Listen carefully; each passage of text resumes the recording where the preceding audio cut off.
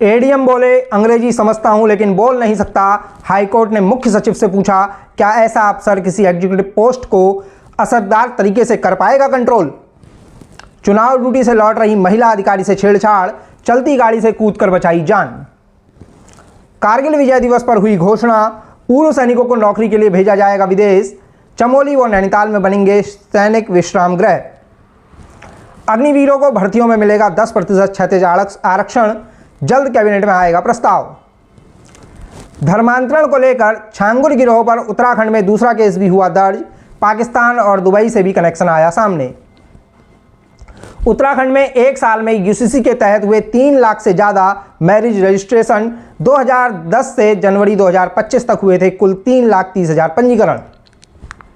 सुप्रभात दगड़ियों, स्वागत छू तुम्हार पी फॉर पहाड़ न्यूज बुलेटिन में।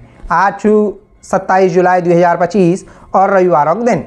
आज एक खास खबर विस्तारल बतून है वे पहली चर्चा कर लेनू पंचांग। आज है रविवार का दिन और सावन के शुक्ल पक्ष की तृतीया तिथि जो रात 10:41 तक रहने वाली है। वहीं शाम 4:23 तक मघा नक्षत्र और रात 3:13 तक वरियान नाम का योग रहेगा। इसके साथ ही आज तैतिल और गर्ण नाम का करण होगा। गर करण सुबह 10:36 के बाद शुरू हो चुका है।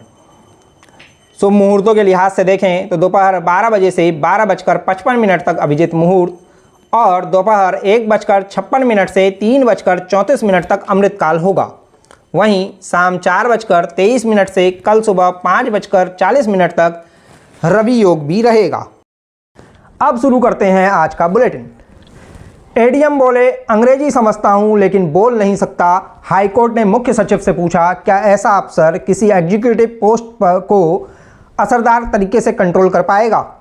उत्तराखंड हाईकोर्ट में पिछले दिनों पंचायत चुनाव की मतदाता सूची में बाहरी लोगों का नाम जोड़े जाने से जुड़े एक मामले की सुनवाई के दौरान नैनीताल के एडीएम विवेक राय ने हिंदी में जवाब दिया।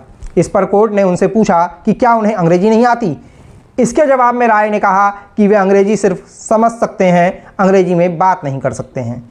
इस पर हाईकोर्ट ने राज्य निर्वाचन आयुक्त और मुख्य सचिव को यह जांच करने का निर्देश दिया है कि क्या एडीएम स्तर का ऐसा अफसर जिसने अंग्रेजी बोलने में असमर्थता जताई है वह एक एग्जीक्यूटिव पोस्ट को असरदार तरीके से कंट्रोल पाने की स्थिति में होगा।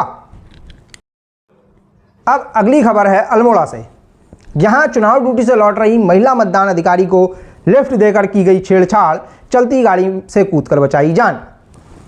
अल्मोड़ा के मल्ला ढाबर में पंचायत चुनाव की ड्यूटी पूरी कर ताड़ीखेत स्थित अपने घर लौटने के लिए सड़क किनारे गाड़ी का इंतजार कर रही महिला मतदान अधिकारी को लिफ्ट देने के बाद कार ड्राइवर ने कथित तौर पर अश्लील हरकतें, छेड़छाड़ और जबरदस्ती करने की कोशिश की।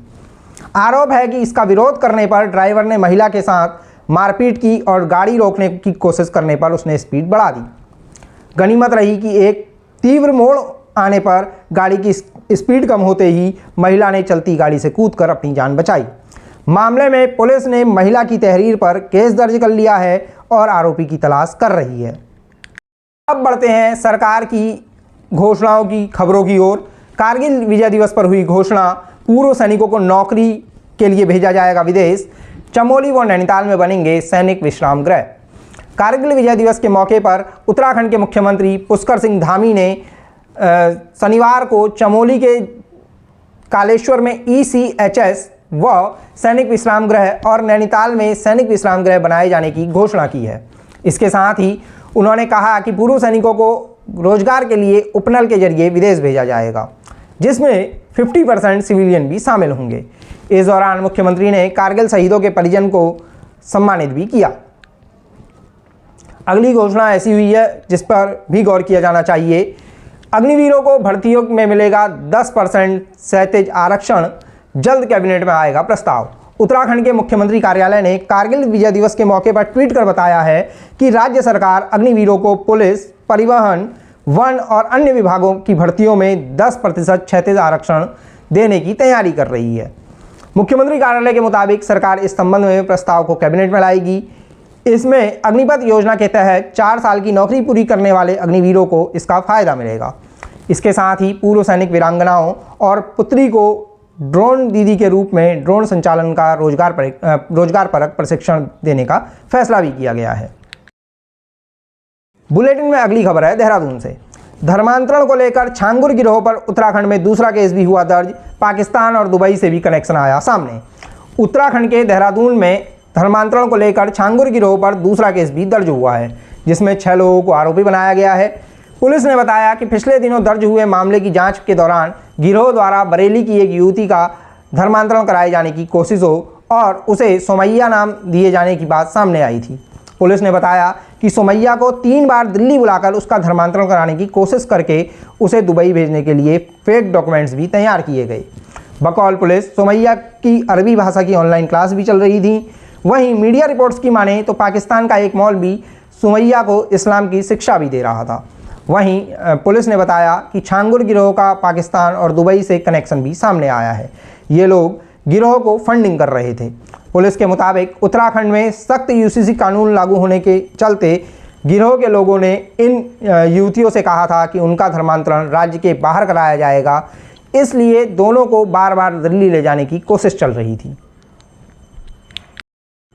अब बढ़ते हैं आज की अंतिम खबर की ओर। उत्तराखंड में एक साल में यूसीसी के तहत हुए 3 लाख से ज़्यादा मैरिज रजिस्ट्रेशन। 2010 से 2025 तक हुए थे कुल 3,30,000 रजिस्ट्रेशन। उत्तराखंड सरकार ने बताया है कि राज्य में 27 जनवरी 2025 से समान नागरिक संहिता यानी यूसीसी लागू होने के बाद अब तक कुल 3,01,526 मैरिज रजिस्ट्रेशन हुए हैं। सरकार ने बताया कि इससे पहले उत्तराखंड मैरिज रजिस्ट्रेशन एक्ट 2010 के तहत 2010 से 26 जनवरी 2025 तक कुल 3,30,064 मैरिज रजिस्ट्रेशन हुए थे। बकौल सरकार, लोगों की सुविधा को ध्यान में रखते हुए यूसीसी में मैरिज रजिस्ट्रेशन की टाइम लिमिट 6 महीने से बढ़ाकर अब 1 साल कर दी गई है। तो ये थी आज की उत्तराखंड की खास खबरें। अगर आपको बुलेटिन पसंद आया हो तो वीडियो को लाइक, शेयर और चैनल को सब्सक्राइब जरूर कीजिएगा। जल्द मिलेंगे किसी नई वीडियो के साथ। तब तक के लिए नमस्कार। मैं अभिजात कांडपाल।